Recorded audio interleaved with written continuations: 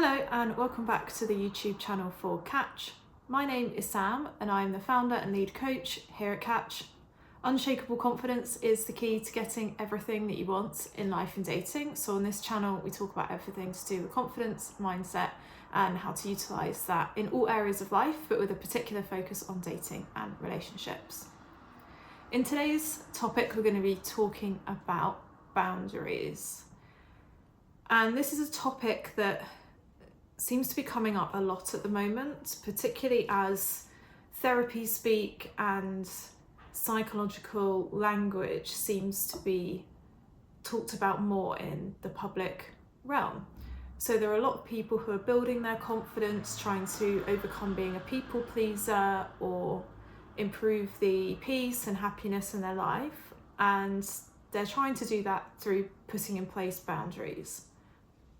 And a lot of people talk about boundaries on social media or in conversation, but there seems to be some confusion about what they are, what healthy boundaries are versus unhealthy, and how to implement them in the right way. And when we can implement healthy boundaries in the right way, it can not only boost our self-confidence, our self-esteem and our self-worth, and how we feel about ourselves, but it also means that other people respect, value and appreciate us more because we have that respect and worth for ourselves, and it projects confidence to others as well as making us feel better. So it's a very useful tool on your confidence journey. So first we'll talk about what a boundary is, what boundaries are versus preferences or standards or requests, why they are important, and then how to set healthy boundaries versus unhealthy boundaries. So what is a boundary? One definition that we've heard, which we think is very useful, are reactions or responses or approaches that you can put in place that enable you to love yourself whilst loving others simultaneously. So it's things that you will do, often I am statements or I will, how you will respond to certain situations, what behaviour and treatment that you will allow into your life, and what behaviours and treatments that you will not.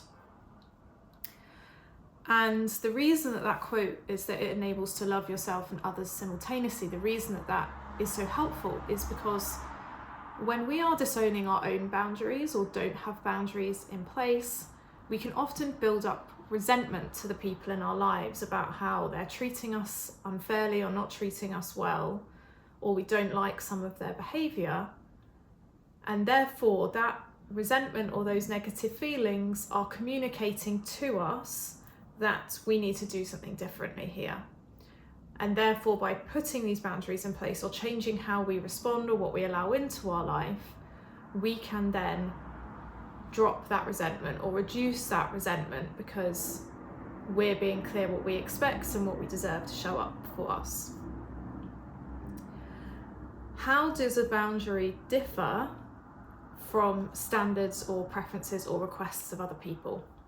And this is really key for when we get onto what is a healthy boundary or what is an unhealthy boundary, particularly in the context of dating and relationships. So as we mentioned before, a boundary is an I am or an I will statement in most cases.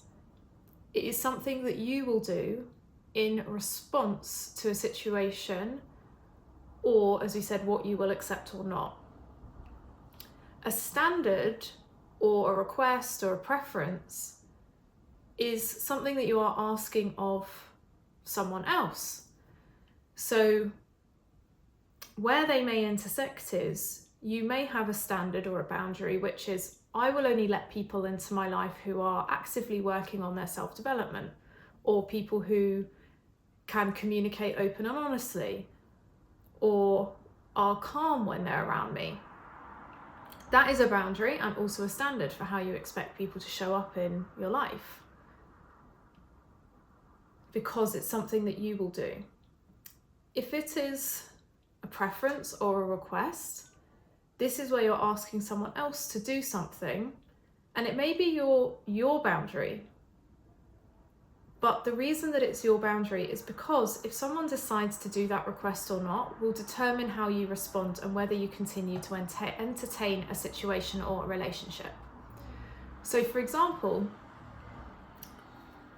I saw online some discourse about a woman who had been with her partner for a while, a male partner, and realised after a couple of years that that partner was still following female influencers who he didn't know. He didn't have an in-person relationship with them. And she found it uncomfortable that he was still following these people. So she expressed to her partner, I have a boundary that you do not follow other women on social media who, particularly influencers who, they're fashion influencers or fitness influencers, for example, who her partner, she perceived was following them because they're attractive rather than necessarily the content they're creating. So she said, look, it's my boundary that you do not follow these people. And this is where it gets a bit murky, because this woman was using the word boundary, but the request to ask her partner to unfollow these other women on social media was a request or a preference. The boundary is whether she decides to stay with that partner if they have this following. So her boundary is, I will not be in a relationship with somebody who is following these people. And we will come back to this example because this will show where a healthy versus an unhealthy boundary is in the context of a relationship. So just remember that if you're asking something of someone else, it's a request, and how you respond to how they act is therefore your boundary. So why are boundaries important? Well, as we mentioned briefly at the start, they show self-respect, they protect your peace, they help you get clear on what you deserve, and people will pick up on that energy and very quickly figure out, either because of where you put your energy or what you respond to, or even bother entertaining, or because of what you communicate, what behaviour you will accept into your life. And people find that very attractive. People who have self-respect, have self-worth, are clear what's coming into their life. That is an attractive quality, and people want to be around people who are confident, which is why we've dedicated a whole channel and business to it. It also means that because you get to protect your energy, you have this energy to put into the kind of life that you want to create, rather than worrying about the situations going on around you. So it means that you are progressing forward in life in other ways, rather than using energy or on things which don't work for you. And also, by articulating your boundaries or getting clear on those and articulating those to other people, you are becoming more vulnerable, you're more openly communicating and able to compromise. So that is very helpful in relationships, and particularly when dating, being able to set up a healthy communication between you and a dating partner from early on. And that can even be small things like, for a first date, I'll only meet you in public, we need to have had a video call before, or I need to see a social media profile to verify who you are. Or it could be, if you make a sexual comment towards me too early on, I won't entertain the conversation. So there are little things that you can put in place early on in the dating stages, and that's very attractive. And we actually did a shorter video quite a while ago called Boundaries Are Sexy, and we talk a bit about this, so I'll link that down below. And the other reason that it's attractive is because implicitly what you're saying to people is, I don't need your validation or your presence in my life, or I don't need to accept poor treatment because I care more about your validation than my own validation. What you're saying to people is, my opinion and how I feel about myself and your behavior is more important than having you in my life. And that's also a very powerful energy that often gets people to shift. I think as humans, we can subconsciously test one another and kind of see what we can get away with. And boundaries are the response to that, and where you show people how to treat you. So we talked about what is a boundary, how is that different to preferences, and why are they important, why are they attractive, and help build your confidence. Now we'll talk about how to set healthy boundaries. So there's a few areas that healthy boundaries tend to fall within. The first is, what are acceptable, and I'm just looking at my notes here because I want to make sure I cover all of these points as it's a complex area. What does acceptable communication and what are acceptable behaviours that I expect to show up in my life? So as mentioned earlier on in this video, perhaps you will have a boundary that you will only interact with people when they are being calm and respectful, when they're not using swear words.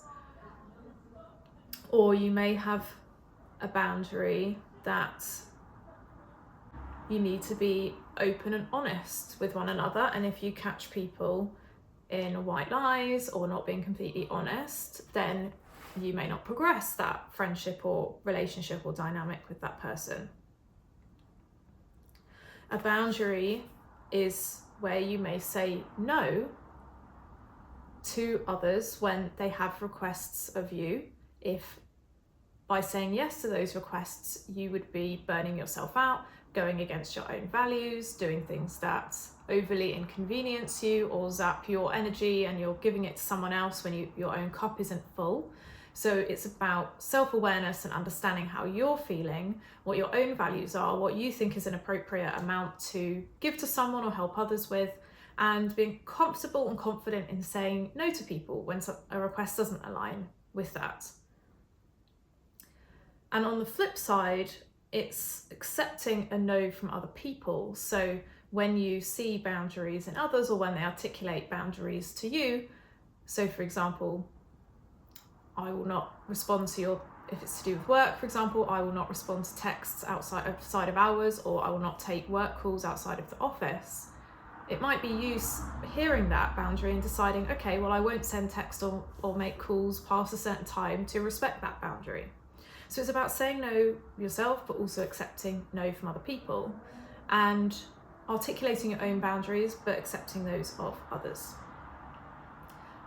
It could be removing yourself from an unsafe or undesirable situation.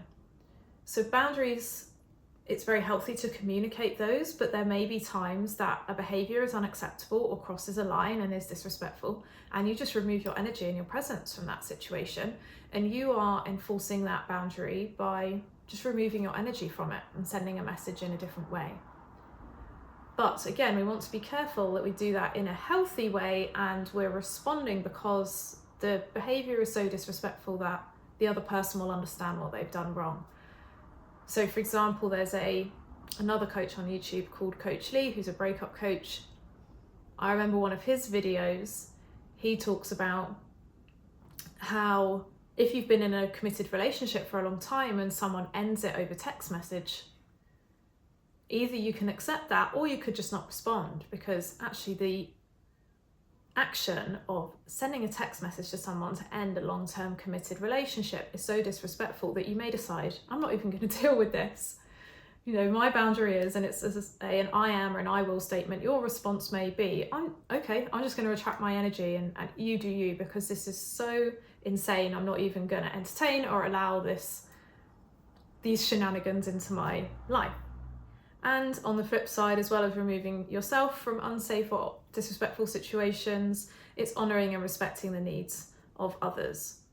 And wrapped around all of this, in terms of good and healthy boundary setting and the kinds of areas that you might look at in your life, is thinking about what will make you feel good, what will make you feel honoured and respected, and the kind of behaviour that you expect. Deliberately putting your energy where you're receiving that behaviour or you're seeing it, and retracting your energy from areas that you're not, and articulating and having good communication with those in your life about those boundaries, and also understanding others' boundaries and being respectful and trying to accept theirs. And as we talked about all the way through, those boundaries are I am statements, so different things that people are putting in place to make themselves feel good. On the flip side then, where do we see the term boundaries getting confused? Or where do we see unhealthy boundary setting? Well, this is where we shift from an I am or an I will statement, so how you as an individual will respond to a situation or what you accept into your life, and then making a decision whether you will progress with someone based on those boundaries, into controlling someone else or telling someone else what to do. And if we go back to that example of the woman in a committed relationship with a man, and she had requested that he unfollow other women on social media who he didn't know personally. She had described that as a boundary. And interestingly, in the comments, somebody else, another coach, I believe, or a psychologist, had commented and said, actually, that's not a boundary because you're asking him to do something. That's a request or a preference. And your boundary is whether you decide to stay with that person if he disagrees, because if it is a boundary for you, a real non-negotiable, something that a line that cannot be crossed, and your partner said, no, I'm going to keep on following these people because it doesn't mean anything to me and I don't see it as a problem, that woman would then have to decide whether to continue that relationship or not, or how she was going to respond. Would she accept it? Would she look for a compromise? Or if it was a deal breaker, would she walk away? That is where it becomes a boundary or not. However, if she was to communicate to her partner, who cares about her, loves her, you must unfollow these people or I'm going to end the relationship, that is bordering on control and manipulation. And I'll explain why. Because threatening the relationship, even if that's something that's going on in your mind, when you make a request, is putting a lot of pressure on your partner to do that action, whether they want to or not, because they will be scared of losing you. Especially when you've been in a relationship for a while, and this couple had been together 2 years, from what they had said. And this wasn't a behaviour that she had had an issue with in the past, and she was explaining that it had become an issue for her. So she's decided to date someone, maybe known or not known fully about their situation, progress with them whilst they follow women on social media, and then later down the line was asking her partner to change something and articulating it as a boundary. But really her only decision is whether to continue or not with the relationship if they decide to do it. But if you articulate that to someone, you're putting undue pressure, and it might cause them to make a decision that they wouldn't have made if you hadn't put that pressure on.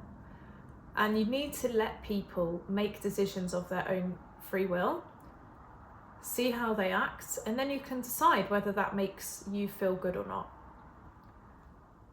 So this is where we have to be very careful with boundaries, that you really need to be willing to walk away. If it's a real boundary for you, a deal breaker, and someone is doing those things, or you've communicated it and they're continually doing it, or you can't reach a compromise, you need to decide whether it's something that you're willing to drop or whether it is something that you're willing to walk away over, but without necessarily putting undue pressure or trying to control somebody else. And where we've seen other examples of this play out on social media is sometimes people talking about their partners going out clubbing or going out partying with members of the opposite sex or the type of groups that they date, and saying, look, that's a boundary for me. I don't want my partner to be out partying because I want them to be safe. And I know the intentions of other people who are in the bars, in the clubs, they want to meet someone. And so even though I trust my partner, I don't trust other people in the club. But again, that is something that you're asking someone else to do or to change about who they are and likely who they were when you first got together, because it makes you feel better. So that is where it's a request, not a boundary. And your boundary is whether you decide to be with that person. But you need to make that decision independently without necessarily threatening that up front. Now, if you've had several conversations and your partner's agreed to a boundary and then not done it or not respected it, and again, you need to make the same choice whether you're going to leave that dynamic or not. But if it's something where you need someone else to change their behavior to make you feel good, your boundary is how you respond to that. And there was someone on our other boundaries, our sexy video, who commented this exact scenario about their partner going to clubs. And I responded, and they were criticizing and saying, look, I've got boundaries, but people say that they're controlling. And I went back and I said, look, if you and your partner have both agreed not to go clubbing, then that's something you've mutually agreed. So it's not controlling, because you both want that and you expect that of one another. It's a mutual expectation and agreement. However, if you are telling someone who you've been with for a long time, who used to go clubbing, that they can't any longer, and phrasing that a boundary, that's not technically correct. And so what we asked that person was a few questions to help you figure out, is it a boundary or is it something that is a request and something that you're bothered by and maybe comes from insecurity? Because a lot of these requests that we put on others to get them to change their behavior come from insecurities or things that it makes us feel internally. So we asked them, if you fully trusted your partner, would you mind them going clubbing? If you are fully confident in yourself and your relationship, would you mind them going clubbing?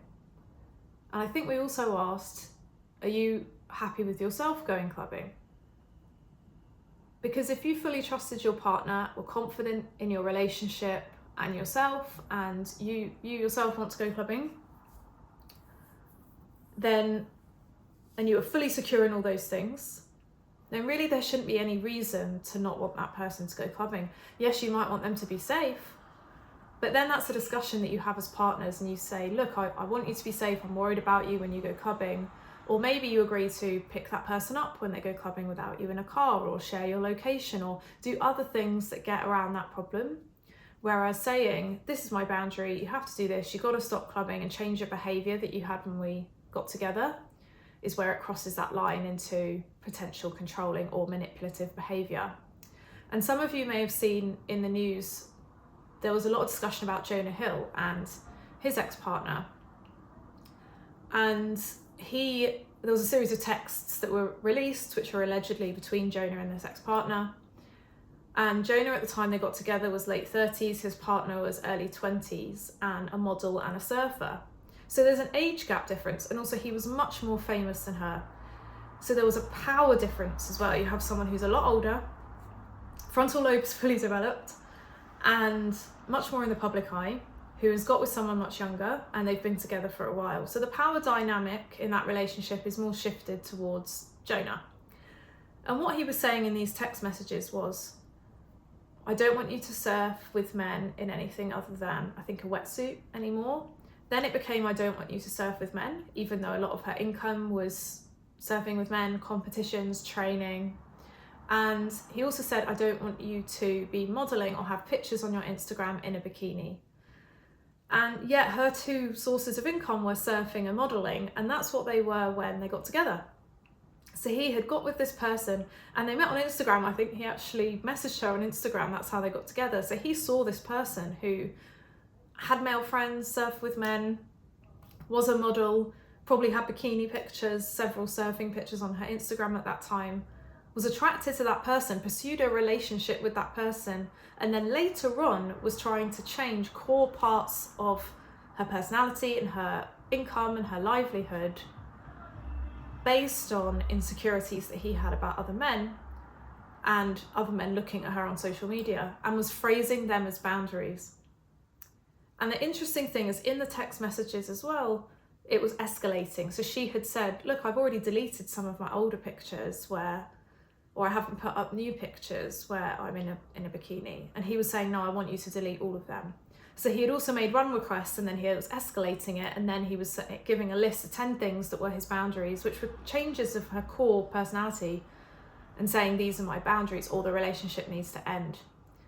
And that's when a lot of psychologists, coaches, etc. came out and said, those are not boundaries, because you're someone in a position of power who is trying to change someone's personality and their livelihood, escalating them over time, isolating her from the things that make her happy, and it's because you feel insecure.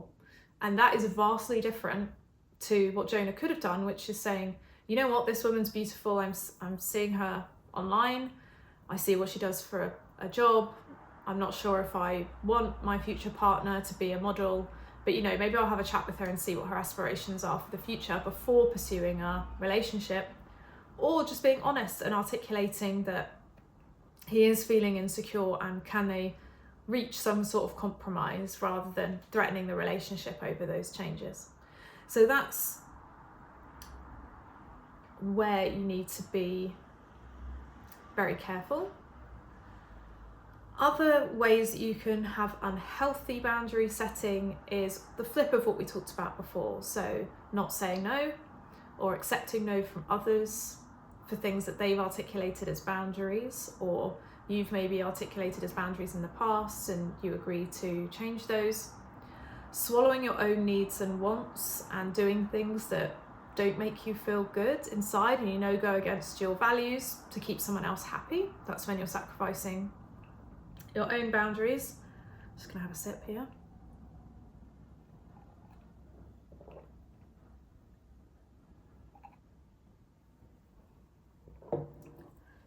And that's linked to self-sacrificing and people-pleasing as well. And then also expecting having unrealistic expectations or punishing someone for not doing things exactly how you want. That's when it's leaning more into unhealthy boundary setting rather than being a true boundary. So expecting things urgently, or giving someone the silent treatment if you don't like their response, etc. So really think about the intent. Think about how you feel about putting a boundary in place. Now, you might be scared because it's new if you're practicing putting boundaries in place, but are you coming from a place of looking after your own needs, honouring your own values, protecting your own peace and your own energy so that you can show up better for others? Are you doing it because someone else has articulated it and you want to honour those boundaries as things that they're doing to protect their energy, so you're respecting their request of you? Or is that intent coming from a place of soothing your own insecurities, panic, or testing the other person to make you feel better? And being able to understand the intent and whether it's something positive to make you feel good versus something to patch over an insecurity will tell you whether it's a healthy or an unhealthy boundary setting. And yes, it may feel scary at the start, you may feel nervous, and you may even get pushback in your life from people who aren't used to you putting boundaries in place. There will be an adjustment period for most people when you're going from one self-image or one level of confidence to another level of confidence and putting these boundaries in place. So it may be scary, you may get some pushback, but persist, keep practicing, and keep doing that and refining it over time and see what makes you feel good.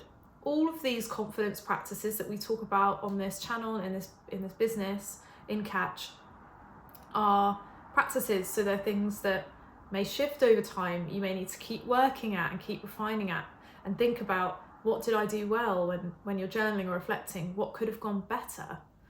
And then how do I keep communicating open and honestly to create these healthy dynamics with people and these healthy relationships? So don't beat yourself up if it takes a little while to get the hang of it. Keep practicing, speak to friends about how they do it so that you can keep refining it. Maybe use a coach if needed. And the litmus test for how well you're putting boundaries in place is that, are you able to love yourself and this other person that you are setting the boundary with simultaneously if you put this in place? And how much peace versus resentment do you have in your relationships? And that will be a good radar for you, plus the intent behind setting a boundary, that will really help.